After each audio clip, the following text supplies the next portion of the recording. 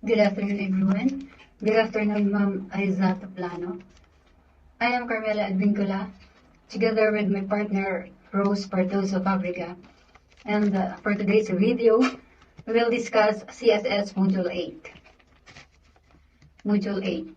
Replace defective components or parts without damage to the surrounding environment or services. When replacing computer parts and peripherals, you need to consider the following factors. Number 1, compatibility of the components. Number 2, consider the component's specification. And number 3, components form factor. When replacing computer parts, you should check if it's compatible with your unit. Double check on your computer manual if the component you are replacing is compatible or not with the unit, because this may lead to system crash.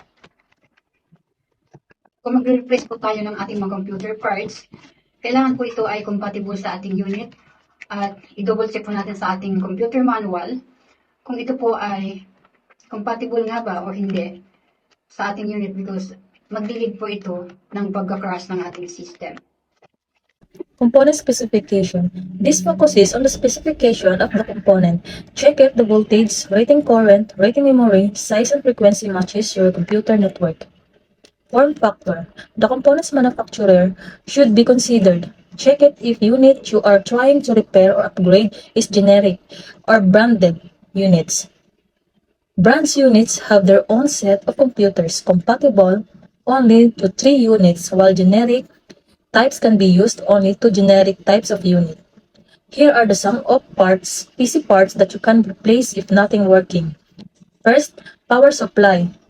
The second is video card. Third is motherboard, CPU or RAM. Fourth, hard drives. Fifth, CD or DVD. Sixth, sound card. And 7 is a modem and network. Things to consider when replacing or upgrading computer components. Tunay nga po nakakairita, nakakainis, o hindi magandang pakiramdam pag may mga rinarush tayong gawain o may mga tinatapos o mga importanteng ginagawa kung hindi nag-function ng maayos ang ating computer. Ang bawat machine po kasi ay may lifetime at sa paglipas ng panahon, kailangan itong i-upgrade o palitan. Dahil po sa napaka-unlad ng ating teknolohiya, halos every month or every now and then ay meron pong bagong upgrade. Kaya dapat natin i-upgrade ang ating mga computer para hindi po tayo napag-iiwanan. At para po sa mas magandang function ng ating computer. So before start replacing or upgrading your computer components or hardware, do these simple things to check whether this improves your computer performance. The first is uninstall the unnecessary software that you think you won't be using and are just making your system slow.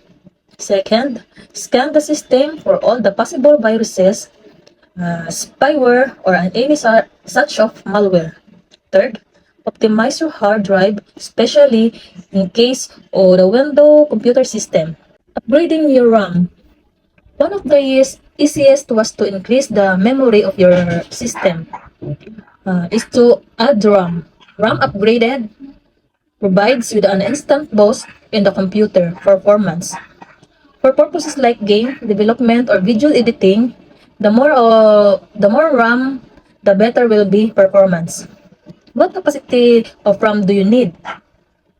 Baseline amount will be 4 GB, good for the general use, like browsing, photo editing, or things like this used in day-to-day work. Next, if you upgrade the 8 GB, you will experience a drastic improvement of your system. An 8 GB RAM is good for multitasking and even playing heavy videos games and also work on a heavy software. And next, for some heavier tasks, 16 GB will be the best suited for those who are in the profession or editing videos and photos need some much more heavy memory to support the software. Upgrading the graphics card. One of the best options for a computer upgrade could be upgrading your computer graphics card.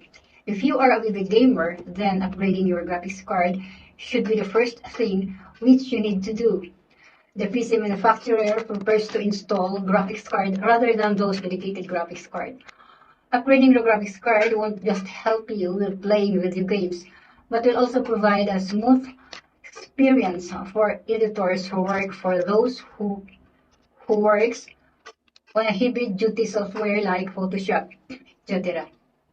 For those who work on Adobe Photoshop, Adobe Illustrator, or any such editors, this will be huge help in boosting the performance and speed of the computer system.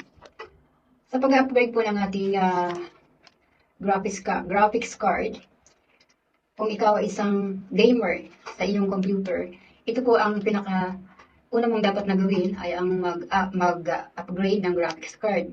Hindi lamang ito makakatulong na mapaganda ang paglalaro mo, kundi ito po ay para rin sa mga nagtatrabaho sa mga heavy-duty software like Photoshop at iba pa. At para dun sa mga nagtatrabaho sa Adobe Photoshop, Adobe Illustrator, or anumang mga editors, ito po ay napakalaking tulong para sa magandang performance at bilis ng kanilang computer system. Upgrading storage device. Upgrading storage device serves two purposes. Rescues you if you are running on low memory space and better system performance. The trick behind the smooth functioning of the system is by keeping at least 10 gigabytes free for the system software to utilize it. Ang pag-upgrade ng ating storage device ay nagdudulot ito ng dalawang purpose sa iyo. Ito ay liligtas ka sa napakahinang memory space ng iyong computer at ang magandang performance ng iyong computer. Ang pinakaparaan dito para laging maganda ang function ng iyong system ay laging may nakalaan na at least 10 gigabytes free para sa iyong system para ito ay maganda at mabilis ang function ng iyong computer. Upgrading processor. When you upgrade the PC's processor, then it works as an overall upgrade for your system. Though it is one of the most expensive upgrades, and we always need to keep in mind the compatibility issues before upgrading. Ang pag-upgrade po ng processor ay yung napakamahal na pag-upgrade.